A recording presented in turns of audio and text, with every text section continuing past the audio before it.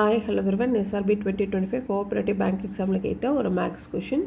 In an examination, a student scores 4 marks for each correct question and loses 1 mark for every wrong question. அதாவது தேர்வில் ஒரு பையன் வந்து எழுதுகிறான், ஒரு கரெக்டான கொஷினுக்கும் 4 மார்க் கிடைக்குது, தவறான கொஷினுக்கும் 1 மார்க் கம்மி பண்ணிடுறாங்க. ஓகேவா? அவர் வந்து 60 கொஷின் அட்டன் பண்ணியிருக்காங்க அப்படின்னா அவருக்கு வந்து 130 மார்க் வாங்கியிருக்காங்க. ஓகேவா?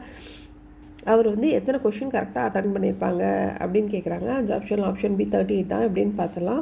So 4x - 1 × 60 - x is equal to 130.